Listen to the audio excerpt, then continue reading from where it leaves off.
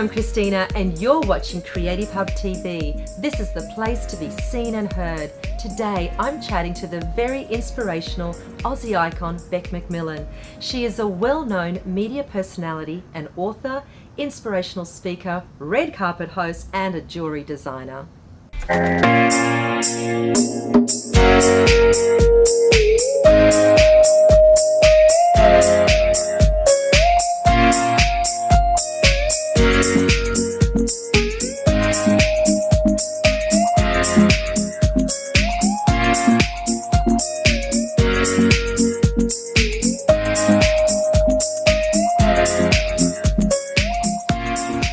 Hi Bec, welcome to Creative Hub TV. Thank you for having me today. Do you know, this is going to be an incredible day today. This chat is going to change a lot of people's lives and I'm so pumped. I'm pumped too and I hope it does. I'm sure I'll impact people somehow.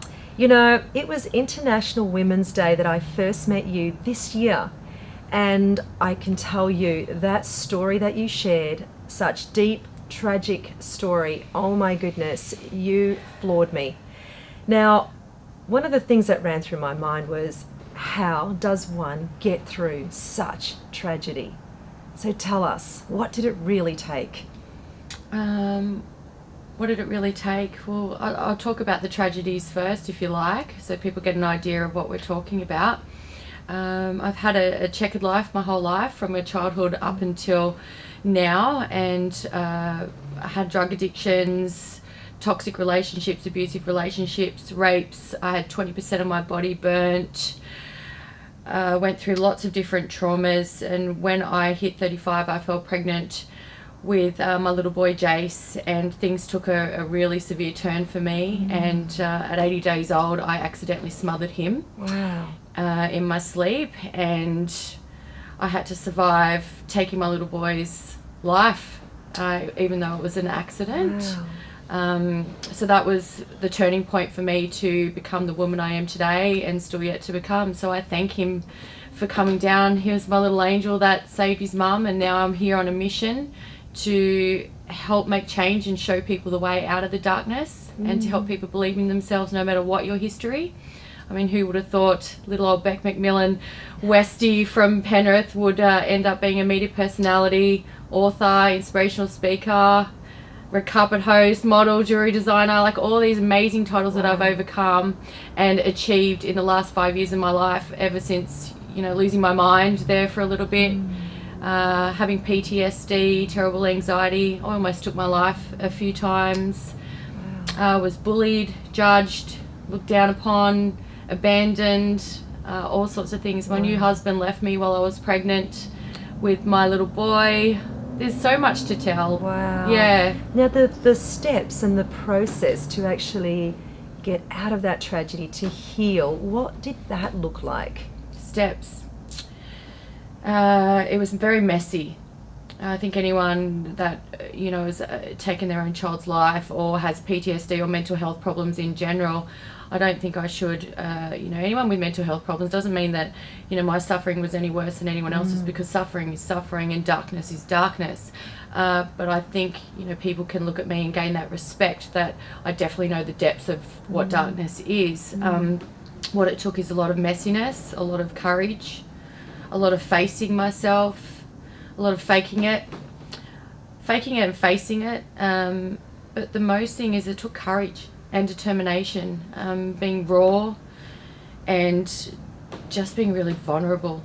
So who was that person that took your hand, that helped you survive from tragedy all the way through to where you are today? Who helped you? Me. Just yourself?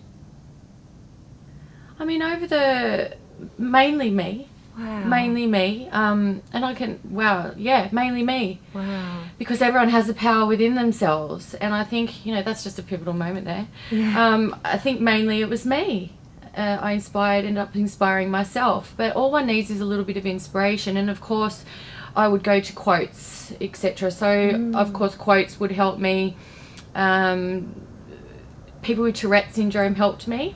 So I'd find inspiration of people that have been through things. So when I lost my mind there for a little while, I turned that into gratefulness. So I would get on YouTube and I would watch people with Tourette syndrome or some kind of syndrome where you can see on the outside what's happening in the inside of the brain. So I knew all this messiness was happening on the inside of my brain, and I turned it into gratefulness that I get to hide a lot of it from society of what is really going on in here. Yes. What about these poor people with outside problems that society gets to look at, stare at and judge? So I was judged enough by what was happening on the inside of my brain, so I turned it into gratefulness.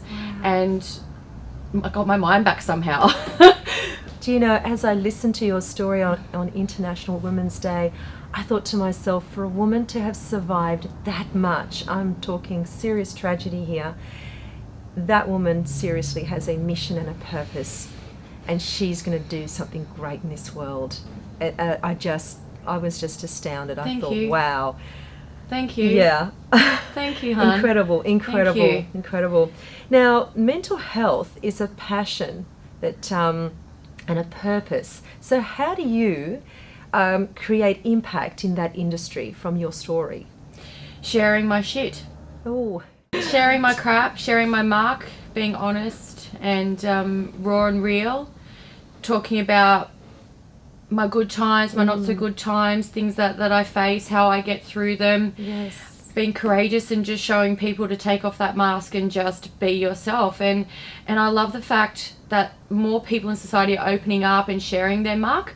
I think I was probably the one first person to start sharing their muck all over social media. I mean, it's been a good 5 years now of me just sharing every bit about me, and some of it's cringeworthy, you know, but I know that I reach who I need to reach. And the point is being vulnerable instead of being fake. There's not a fake thing about me. I don't know how to be fake. I tried to do that a few times and it squashed my soul. So basically, I just be raw and real and share my dark moments, my light moments, to show that even though I have this messiness still at times and I still struggle at times, that does not mean I still can't achieve what I want to achieve. That still doesn't make me less worthy. That still doesn't make me less inspiring. That still doesn't make me less valuable to achieve these things. Like I can still host a red carpet, I can still be a TV presenter, I can still do radio, I can still be an actress, even though I'm a mess sometimes, and so can anyone else if they decide to do it.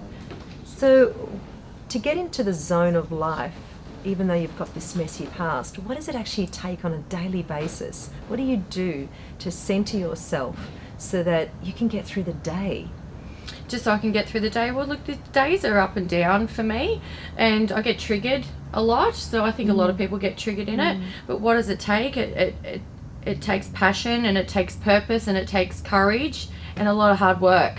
So you're constantly working on yourself? Yeah. And it's going to be something that you'll probably do for the rest of your life. Yep. Staying on top of it, because the past doesn't really go away. It's how you handle it, isn't it? It's how you handle it. And again, like I know when I have a trigger now, so I recognize what it is, and I have coping ways of getting through that. So basically, it's always a roll of the dice when it comes to me. It's probably why I'm single. It's Not for long. Yeah. It's just a roll of the dice. So basically, I get up, and then I don't know what's gonna happen with me. All I know is that I just keep pushing through no matter what. So if I have a day where I need to suck my thumb in the corner, I go do that, but then I get back up again, and I don't let that stop me from achieving my goals. So I just go easy on myself when I can now and get back up again.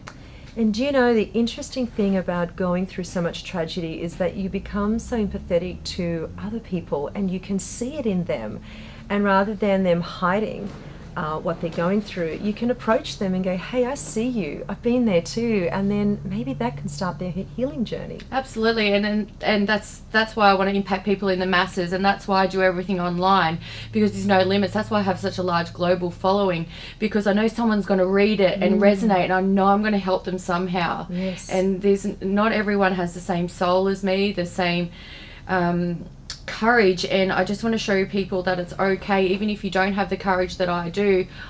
It's okay. Like, you're not the only one out there, and I've got you somehow, even if it's just with my words, even if it's me leading by example. I want them to know they're not alone, you know. So yeah, that's amazing. And so many things that you do in so many avenues, you can truly impact the masses with your story on every level. It's incredible.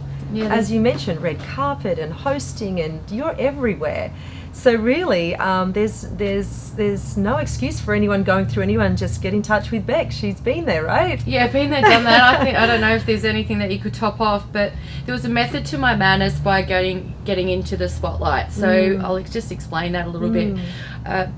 I wanted to become somewhat high profile, so people would actually listen to me. So otherwise, I was just going to be this other crazy person that's been through crap, preaching about mental health or preaching about self-improvement or preaching about, oh, you can do this. So I'm like, how do I make a difference and impact people by the masses? So I need to get famous. I need people to see me, hear me, and that's how I gain respect, and that's how I gain the followers, and that's why people actually listen to what I have to say, because I lead via example.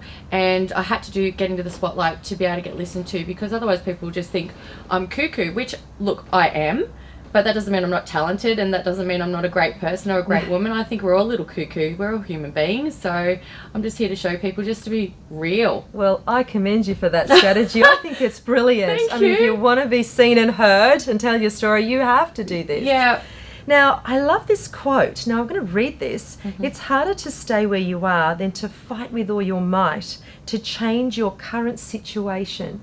I love that. It's sort of like the pinnacle of who you are.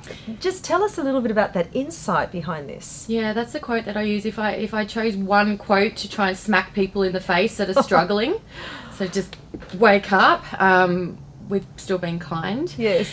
It is harder to stay where you are, like being in the depths of darkness, depression, anxiety, suicidal, trauma, self-loathing. I mean, I used to disguise myself as a man just to go to Woolworths. That's how much I self-loathed myself after, what happened with my little boy. And to overcome that, staying in that place of darkness and how am I going to get out? No, it's harder to stay there. I mean, it's hard to just get through each and every day in the darkness with anxiety, with depression. So if I can say one thing from knowing what it feels like to be in that dark place where you just don't want to move, you don't want to face the world, you just want to die, you're paranoid, you're self-loathing, to face it is really, really tough. But once you start to get over the other side, it's so much easier than to just face it. So you start facing it, facing yourself, getting in the mucks of it, and then once you're through it, it's just like this big light gets lifted. This light, it starts to go around you, this big weight's off your shoulder, and you think, oh my God, because you think it's too hard while you're in the depths of the dark, but it's not. It's harder to stay in the darkness than to go over it. That's incredible. Yeah. That's incredible. And I can say that by personal experience. So